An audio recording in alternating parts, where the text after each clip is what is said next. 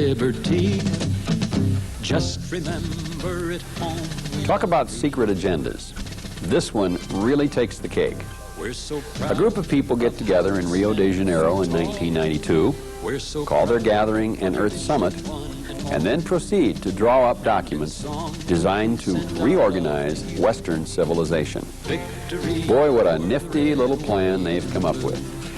First of all, they want to get the human population reduced down to between 1 and 2 billion from the current 5.6 billion.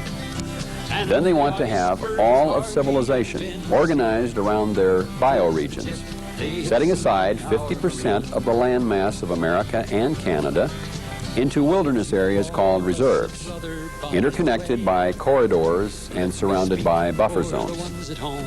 And then they want wolves and other carnivores to be given supreme rights of movement, with the ability to run free in all the native areas where no human use will be allowed. If these people didn't take themselves so seriously, this would be one of the greatest comedies ever written.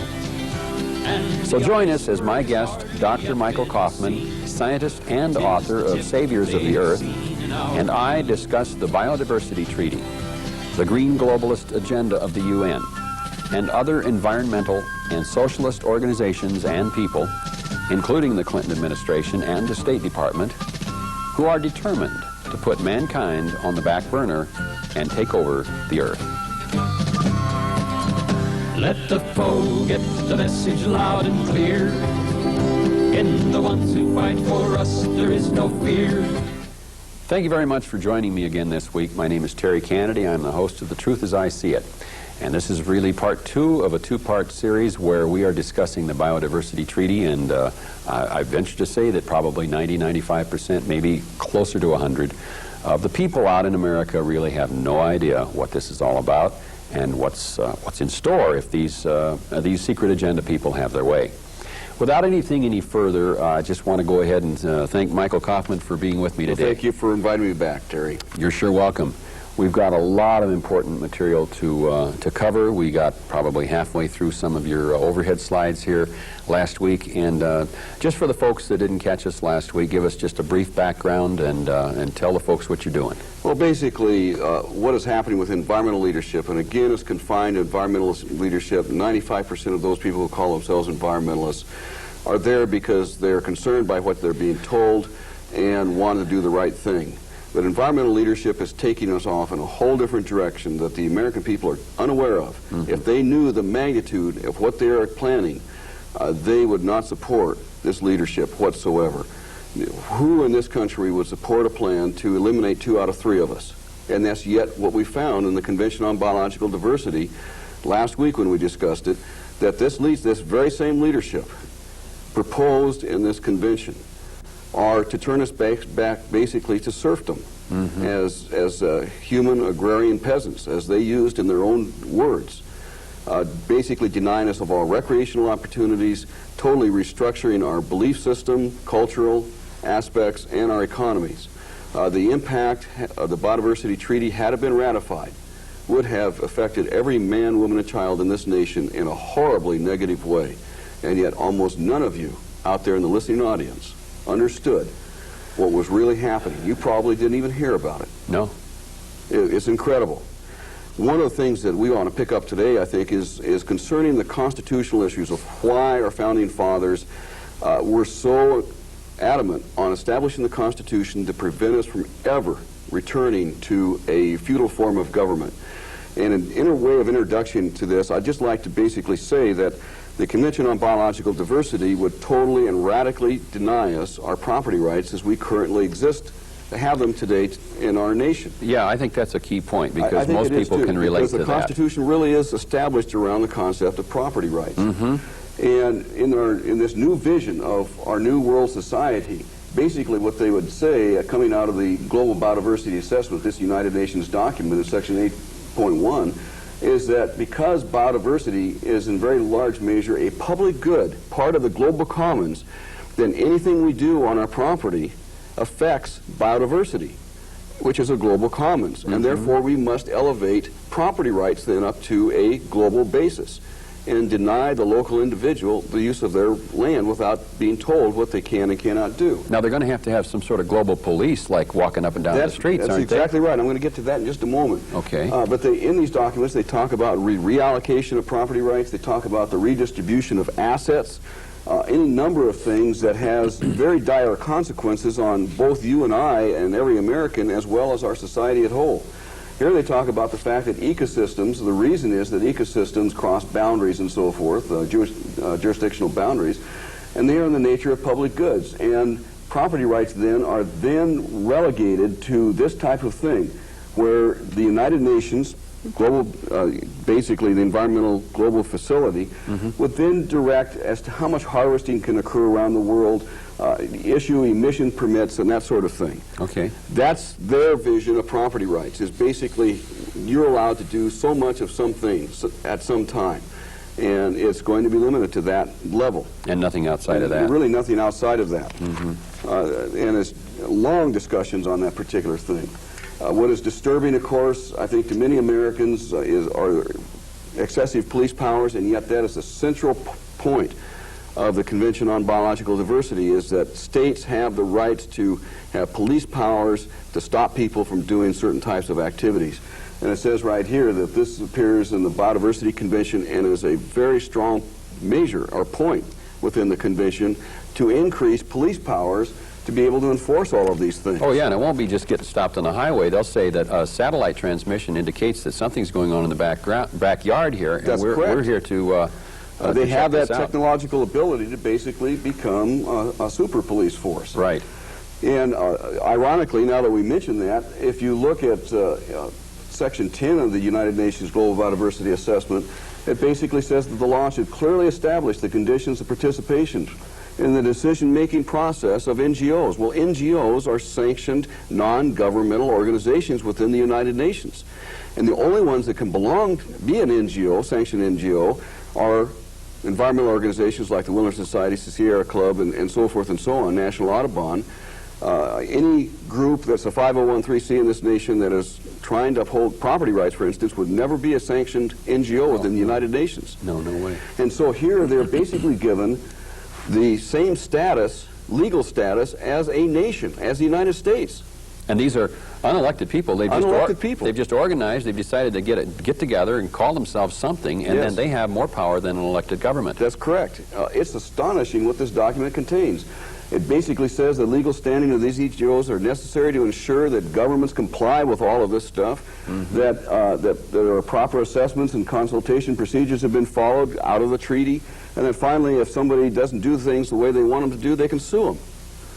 It's an incredible document. As we indicated and discussed in our last session, this document is basically the most astonishing document that probably has ever been published. And it was denied the U.S. Senate several times during the summer of 1994. The United Nations basically told the U.S. Senate that this document did not exist. This is amazing. The other thing that the NGOs would be involved in Section 10, pages 270 to 271, is to basically shift all decision-making processes up to a bioregional basis. And that within those bioregions, the basic social and commercial services of the communities that live within them would be found. In other words, it'd be basically self-sufficient. There wouldn't be any international trade. And that it would all be administered by a central or local government, private community, and communal tenure rights. Now, these would be people that are living within the areas that these people have decided only can be used for human population. Yes. Outside of which are these buffer zones where, and we were discussing this earlier, what they're really, if they want to take over the earth, they really don't want to give 50% of the land away to the wolves and the carnivores. They're going to be, I don't know, what, hiding there, setting up their military Who structure? knows? At least it would give them control of the natural resources that are in those areas. And where you control the land, you control the people. Our founding fathers made that very clear. The so-called bioregions has actually been published in Sierra Magazine, the 1994 March-April issue, and this is their vision for these bioregions. And notice right here, I live in Maine right now. This is my current place of residence. And in 1989, the environmental groups pressured Congress to pass a law that would create the Northern Forest bioregion with an overarching commission, just like what we saw in the actual text of the Global Biodiversity Assessment. Wow. And only because the people rose up and said no, was that process basically stopped dead in its tracks. I see. I mean, this is actually happening as we speak. But it was the Section 10 on page 149 that was the smoking gun that we got and actually were able to use to stop the process 1 hour before the ratification process would have been terminated. Wow. And that basically is found in what is known as, they're saying that they're going to be depending on the Wildlands Project as a central organizing principle of how all of this should be integrated. Mm-hmm. And the Wildlands Project, and we've been telling the Senate this all summer long, but there was not that smoking gun, that direct linkage. The Wildlands Project, as you alluded earlier on, basically calls for setting 1/2 of the land area of the countermenace United States in these core wilderness areas and reserves, all surrounded by buffer zones and interconnected by corridors. Mm-hmm. And they would then be the central areas where wildlife and nature can roam free without human intervention. Mm-hmm. And it was a set of maps that we had anticipated, because we knew how they thought. We had anticipated that this would be the process by which they would try to attempt to do this. And what you see here, these maps were introduced on the Senate floor on September 30th, 1994, and basically showed the U.S. Senate what this would look like in the areas that we had actually mapped. Now, the areas that are blank will eventually be mapped, but we just didn't have the time to put it all together. Yeah. But here you can see in the northwest and down into the southern Rockies, the magnitude of this effort, as these red zones are basically made to be human exclusion areas. We cannot go in those areas other than perhaps to appreciate, as they said in ecoterrorism, the process of that, how nature actually works. Yeah. Now that green area there, you had pointed out earlier, is the area where this, I have an article I pulled up out of the St. Paul Pioneer Press on October 4th that talks about how there was a forest down there in Asheville, North Carolina, that was named the United Nations Biosphere Reserve, and people got outraged. Yes. And right. so they had to pull the words United Nations off of it, but they say, you know, these people are a bunch of extremists. They call them some extremist groups, claim the existence of a conspiracy to disarm Americans, make U.S. currency worthless, and promote a new world order with the United Nations the sole government. Yeah. Why don't they stay off a couple of those issues and stay right on the issue? This is a UN biosphere. This is a UN biosphere right here. There are 47 of these around the country that occupy some 43 million acres. It's happening right now as we speak, and these people don't know anything about it, and it's being implemented on a gradual basis. Set that up there so we can take a picture of that just as we speak, just so that you can get a picture of that article. Yeah, so this has got to change big time, and I don't know, where do we go next? Where do we go next? Yeah. Well, ironically, what had happened is on September 9th, 1995, the United Nations basically came to Yellowstone National Park at the invitation of 20 environmental groups and the U.S. Department of Interior, under Secretary Bruce Babbitt and his underling, George Frampton, and announced to the people in there that they were assuming jurisdiction over a buffer zone, one of these buffer zones that we've been talking about, outlined here in yellow, that occupies between 14 and 18 million acres, half of which is private land. And they are assuming land use control jurisdiction. They just waltzed in there and said, waltzed well, in there and it's time for basically us to take over. And they even used the words that they don't want to have reverse imperialism, but you can fill in the blanks. Wow. But that actually happened during the week of September 9th through the 12th, 1995. So what happened? Well, basically, the people, once they realized what was happening, it rose up in arms and had a public hearing on September 11th that basically said to get out of here. And many of the senators and congressmen in the 3 state regions basically are looking into this as we speak to see what can be done. Mm-hmm. But this is happening. This is derived not from the Convention on Biological Diversity, but from basically a proposal that was a treaty that we signed in 1972 called the World Heritage Convention. Oh, yeah. We have a lot of these treaties out there that are starting to be used now to implement this agenda that we've been talking about. Yeah, they went ahead and got them in. They went ahead and got them in. Now they're starting and to it's a very small step then to convert the public lands around that area either into core wilderness are buffer zones as described in the Convention on Biological Diversity. Is the yellow is buffer zones, the red you can't go into, and where can people live? Well, that's it. There's not very many places. Amazing. It is amazing when you really look and see how they can do this. And let me just show you a potential strategy that they may actually be using. I have no evidence that they're using this, but right now there's a law being considered in Congress called the Heritage Program. And we have the Mississippi Heritage Corridor right here that's being considered. It impacts about 7.8 million people.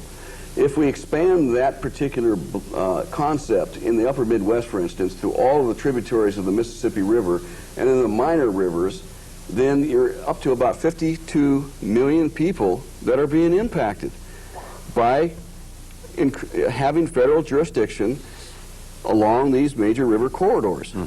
And then you can begin to convert federal and public lands into these corridors and reserves. And then finally, up in the upper right-hand corner, you can begin to see this process. And let me just zero in on that with this one. And this would be an example of what could happen in the upper Midwest. Right here in Minnesota. And this only shows about 30% of the area in red. And they're asking for 50%. I see. It's astonishing what they are really, really all about and trying to do. Amazing. And it's not just confined, as we saw with the World Heritage Convention, that treaty, to the Convention on Biological Diversity.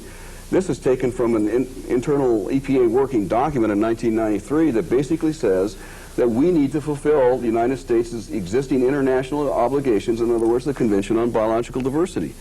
We hadn't even ratified the treaty yet, and the EPA is already implementing the provisions of the treaty without it ever being ratified. I'm almost dumbfounded. You're almost dumbfounded. And finally, when you look at what the President's Council on Sustainable Development, this is only 6 out of 16 goals that were published in a draft version in March of 1995, where it calls for a network of conservation areas. That sound familiar? Yeah. The realignment of social and economic and market forces using both incentives and disincentives. The full accounting of natural resource stocks, identical to the United Nations Global Biodiversity Assessment that's coming out of the President's Council on Sustainable Development. Yeah, using all the same words. Using all the same words and phrases. Talks about bioregions and the fact that we must establish regional cooperation and governance. Interesting. Every single point that's in this treaty is in the President's Council on Sustainable Development. Well, it sounds like this is the reason Clinton was made our president then, doesn't it? Yes. Kind of? Yeah, I think so. In fact, I would suspect that this is the heart of what they talked about in reinventing our government. Yeah. Yeah. A year or so ago. Now, inside EPA, which is a magazine that's published monthly, the April 28, 1995 issue quoted several of the council members on the President's Council on Sustainable Development, and they basically acknowledged that this is so radical that it has very little chance of being implemented.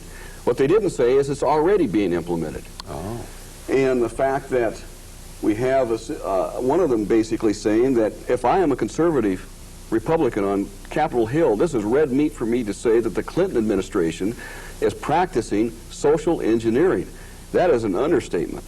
It's social engineering in a way that this nation has never seen before in its history. No. The impacts are potentially devastating to our economy and to every man, woman, and child. Not even was it this bad probably at the time of the colonies. Well, I mean, they basically set themselves aside. That's exactly right. Yeah. That's exactly right. Now, the problem with this, if you read Vice President Al Gore's book, Earth on the Balance, what you'll see many times repeated in that book is the call for making the earth the central organizing principle of our society.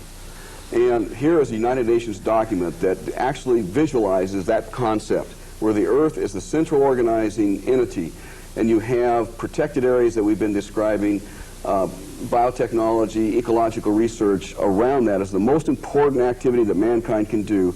Those forestry activities, agricultural activities, and so forth that fit within those limits have the next importance. And then finally, our economy, human rights, property rights, land tenure, consumption and waste, even the human population itself has the least priority in this scheme. And we find that governance is therefore starting at the international level and works down towards the city, farm, village, forests, and grasslands where we as Americans live. I see. So we have a power structure that is from the top down, the international or global level down through the national, bioregional, and so forth. What this gives is basically all the decision-making power to this group of people right here. Perhaps at the United Nations level, they don't actually say the United Nations, but since it's a United Nations document, one would assume that, that that's what they're looking for. Yeah. And Madison, in framing the Constitution, basically defined tyranny as the accumulation of all power. And that's exactly what that model we just looked at does. It accumulates all powers in the hands of a few. Jefferson goes on to actually diagram this by saying that this is a diagram that Thomas Jefferson wrote or framed in using or framing the Constitution, where all power is in the ruling elite. This is what has existed in Europe in their control over the colonies at the time.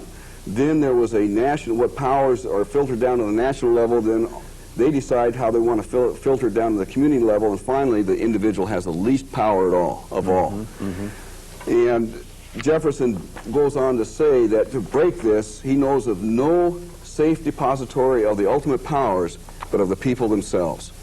That we must have a government of the people, by the people, and for the people. And he developed another model, what he called the People's Law. And the People's Law basically the individuals have all the power. Yes. That they then give portions of it to the communities, the community cities, the city councils and so forth, to the county commissioners, to the many states, and finally the least power is within the federal government.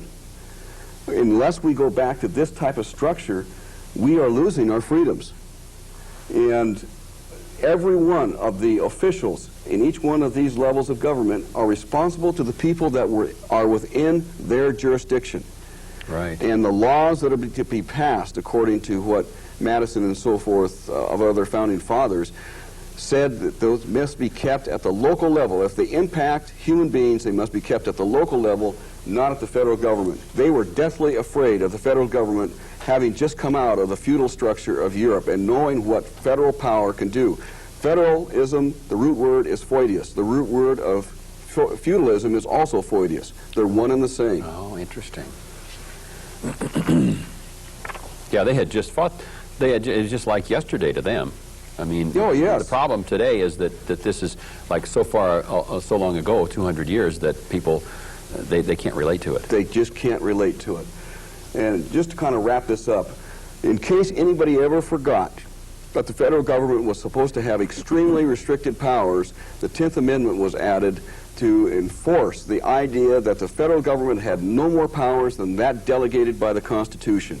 And as you well know, as we sit here discussing, they have totally abandoned that principle, and almost all power now resides within the federal government. The federal government basically is the supreme law of the land.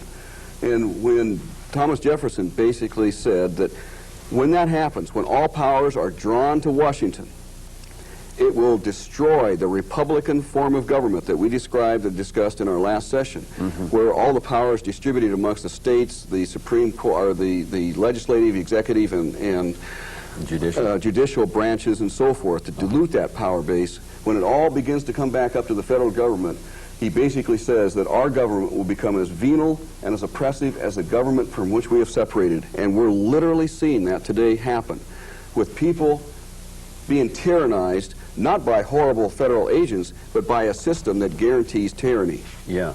It is established, it is shocking. What has happened is that we're beginning to see the changing from the People's Law that we described earlier back to the feudal ruler structure of government because of special interest groups that are extremely powerful. Most people believe that the environmental leadership and environmentalists that work in the Sierra Club and so forth are extremely poor. They are not. They're very wealthy. They have between $3 to $5 billion a year to spend on their programs. Most presidents have 6-digit incomes and so forth. And they have tremendous power in Congress that Congress then has used to create all of these laws that we now have to deal with that are costing every American family, it's estimated, between $8,000 and $16,000 per family per year. Wow. That are not needed. They don't do a thing to protect the environment, but they give tremendous control to federal bureaucrats. And the federal bureaucrat, at the instruction, basically, of these special interest groups, has now the power to enforce without any recourse, because they're no longer accountable to the individual people, to actually come down and punish individuals that get out of line. Oh, yeah. Yeah, I can see that. Well, we got less than a couple of minutes left, thereabouts, and I'm going to ask you to wind it up. I guess basically I want to invite my viewers to go ahead and use the information that's on the credit, the tail end here, to get in touch with you. You've got an 800 number. That's correct. And get your pencil and paper out and write that down. As a matter of fact, you got the 800 number on the top of your head? It's 1-800-799-9878. Okay, yeah, and they can call that and then also write to you. Get information. They should book you. They should. Looks like you're going to be on a national speaking tour here before you know it. I think you already so. are. In many ways, I am. I travel all over the country. I've published a number of books on biodiversity, on a book called Saviors of the Earth. Put both of those alongside of each other there on the. Okay. Yeah, and we can get a video picture of them. And I would challenge the listening audience that they need to get involved in their political system. They need to challenge candidates that are running for office. Whether or not they fully understand why the Constitution was written. It's not just enough to say that, do you know what the Constitution is? But why was it written? Why was it written to protect you and I? Yeah. So that at least if they don't understand it, then don't vote for them. Yeah. Because what they're taking and doing is taking us back to the feudal structure of government that will guarantee tyrannism and the loss of all of our freedoms. And that's a challenge. If you feel motivated, then the citizen should run for office, run for Congress. It's astonishing. In 1994, many private citizens that never dreamed that they could win won. They won. Isn't that amazing? It's amazing because the people in America realize there's something wrong. They don't know what. Yeah. Michael Coffman, God bless you for being with me today. Thank you. Okay. Do your part, folks. Do your part.